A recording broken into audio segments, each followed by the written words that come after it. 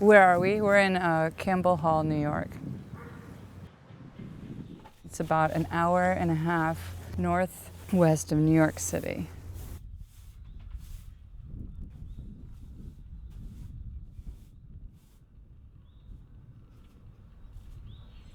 And a typical day, I get up at 7 and just work and make things and cook things and be on the phone and do computer work just like everyone else.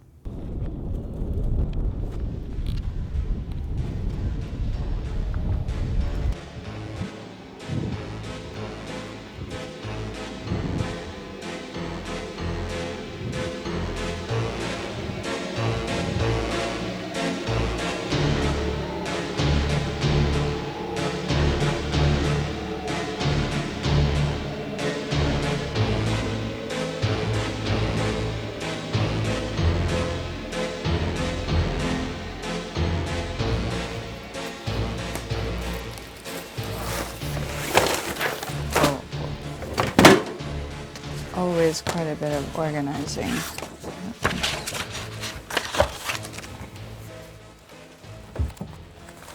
This is only like a fraction of the scraps of paper that I have and have worked with for years. Look at this gem. It's almost a joke with some friends who pick up scraps from the floor and they're like, "You sure you don't need this? You might need that."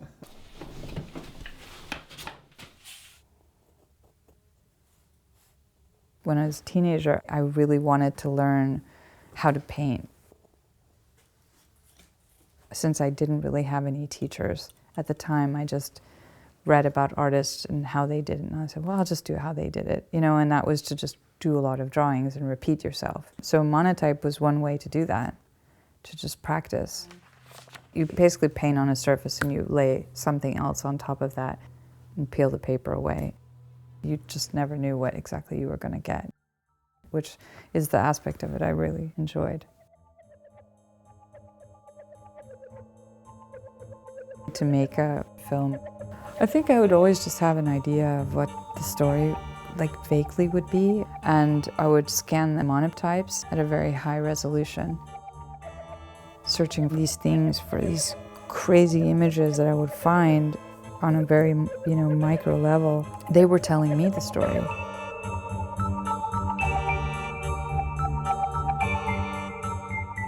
The imagery that you find is so dramatic and so fantastical.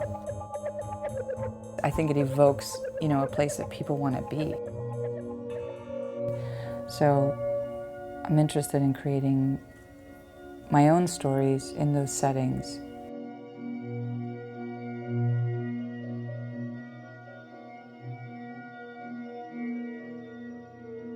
I was born in Tehran, in Iran. We emigrated to the United States as 2 years old.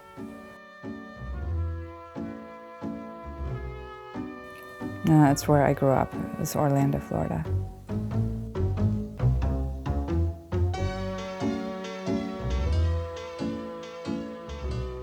I went 22 times as a kid to Disney. If we had company come from out of town, they wanted to go to Disney. And then they would come and take me out of school, which was like a child's absolute dream. Disney had a remarkable influence on my imagination. And then I had an experience of going when I was, I think, 19, which everything changed. And I just saw it as a whole, like, cardboard setup. That had a remarkable effect on how I would look at everything else.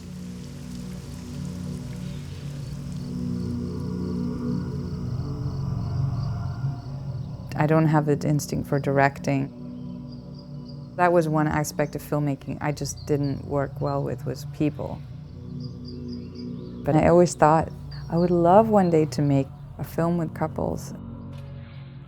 But it wasn't until many years later that I actually went, aha, I know how I'm going to do it.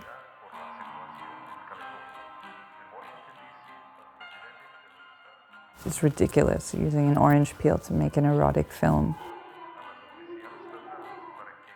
Somehow there is a resemblance.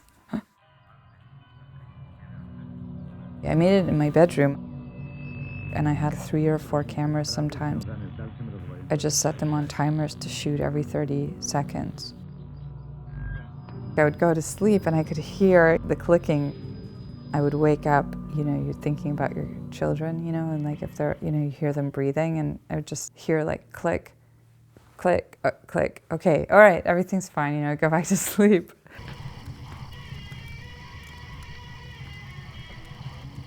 When I think about where the work comes from, I actually think of very dark things.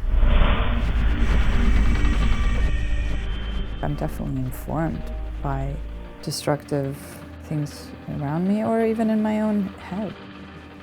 But even Disney movies had dark sources, you know. They didn't necessarily come across that way, but they did.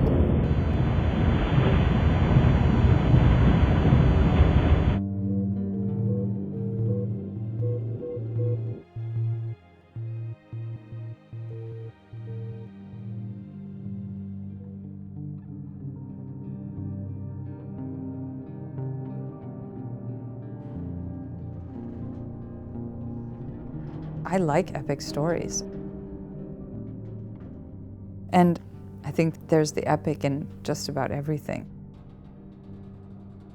There's an epic story somewhere in everyone's realities, and even when we think nothing interesting is happening.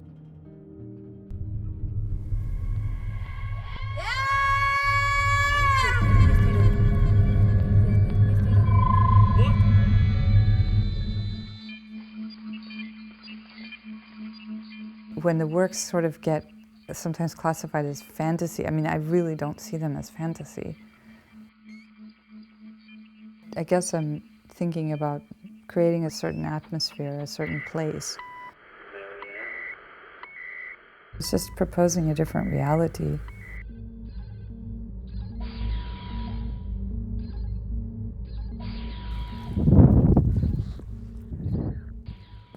It's a world happening at the same time as this one. We're just kind of peering in.